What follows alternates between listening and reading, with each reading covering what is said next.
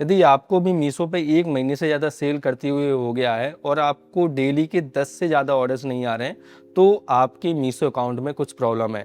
वही प्रॉब्लम आज के इस वीडियो में हम सॉल्व करेंगे। तो चलिए बिना किसी देरी के शुरू करते हैं। मीशो में मैक्सिमम जो सेलर्स फेल होते हैं वो इसी वजह से फेल होते हैं क्योंकि वो कई सारी गलतियां करते हैं और उनको सही स्टेप्स पता नहीं होता है कि उनको एक्चुअल में करना क्या है। तो आज के इस वीडियो में हम 2 चीज़ें समझेंगे। सबसे पहले कि आपको क्या नहीं करना है, सेकंड आपको क्या करना है। दोनों चीज़ें आपके अंडरस्टैंड हो गई तो आपके ऑर्डर्स आज कि इस वीडियो देखने के बाद 100 to 100% इंक्रीज होने वाले हैं। जैसा कि हम सभी को पता है कि मीशो पे जितने कम प्राइस में हम प्रोडक्ट को सेल करेंगे उतनी ज़्यादा सेल हमारे पास आएगी। इसी को देखते हुए मीशो के कस्टमर मीशो पे प्रोडक्ट परचेस करने के लिए आते हैं और मीशो के जो सेलर्स हैं उनको ज़्यादा से ज़्यादा ऑर्डर्स आते हैं।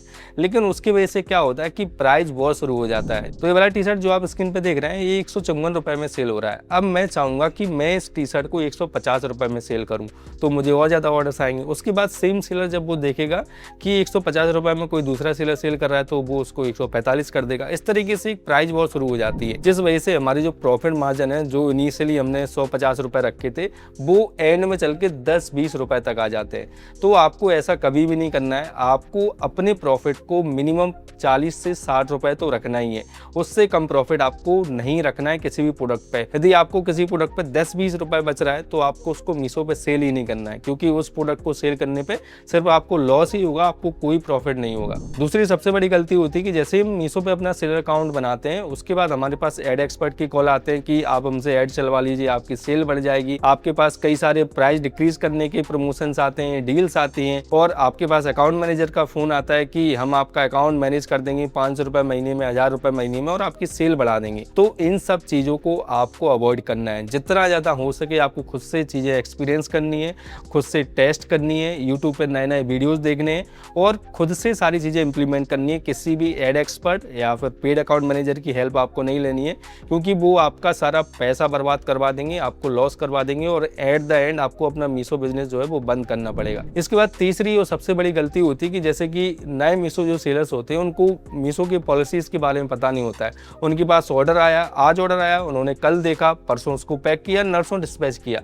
उतने टाइम में या तो वो ऑर्डर कैंसिल हो जाता है या फिर हमारा लेट डिस्पैच में चला जाता है। मीशो में आपको ध्यान रखना है कि आपको कभी भी अपने ऑर्डर को लेट डिस्पैच नहीं करना है, खुद से किसी ऑर्डर को कैंसिल नहीं करना है और जितना जल्दी हो सके आप अपने ऑर्डर को पैक कीजिए और उसको डिस्पैच कीजिए। जितनी ज़्यादा आपकी प्रोडक्ट की फास्ट डिलीवरी होगी उतनी ज़्यादा ऑर्डर्स आपके पास आएंगे। इसके बाद चौथी जो सबसे बड़ी गलती होती है कि कई सारे जो सेलर्स हैं, मैक्सिमम सेलर जो हैं वो जब पहला स्टॉक वो अपना मंगाते हैं तो विदाउट जीएसटी पे अपने प्रोडक्ट को मंगवा लेते हैं। उसके बाद क्या होता है कि जब वो सेल करते हैं तो जीएसटी पोर्टल पे उनका डेटा शो होता है और उन्होंने कोई परचेज शो नहीं की होती है। उस वजह से आगे चल के आपका जो जीएसटी अकाउंट है या फिर जो आपका जीएसटी नंबर है वो बैन हो सकता है, आप पे पेनल्टी लग सकती है और 1-2 साल बाद आपका जो बिजनेस है अच्छा भी चल रहा होगा तब भी आपको उसको बंद करना पड़ेगा।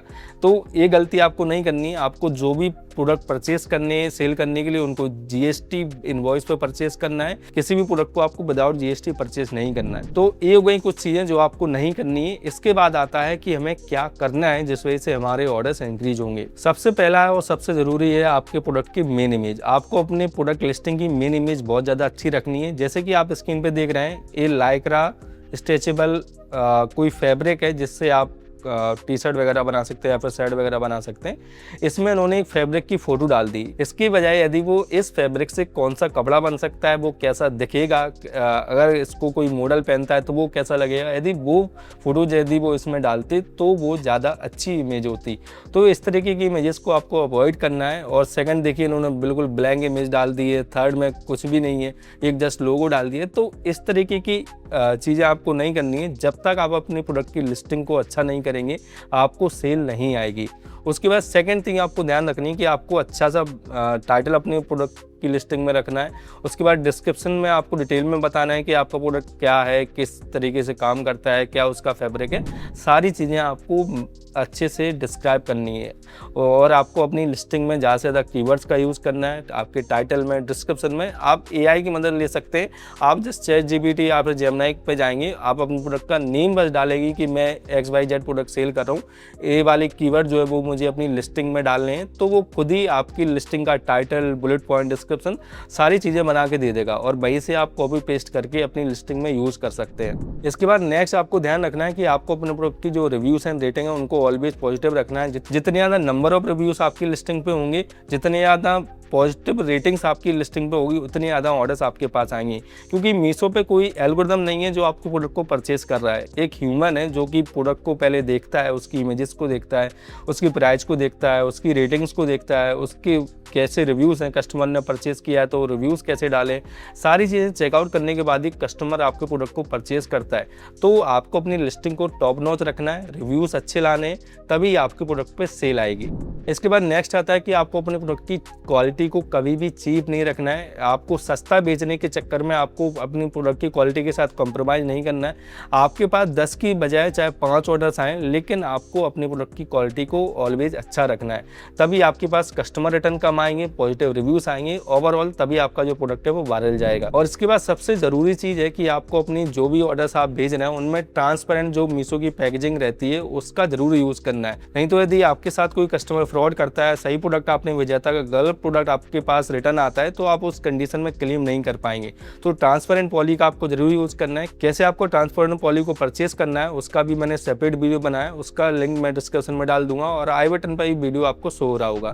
तो आज के इस वीडियो में इतना ही। आपको वीडियो हेल्पफुल लगी तो इस वीडियो को लाइक जरूर कीजिएगा। कोई भी सवाल, कोई भी कन्फ्यूजन होता है आप मुझे कमेंट कर सकते हैं। सो मिलते हैं अगली वीडियो में। Keep selling, stay awesome.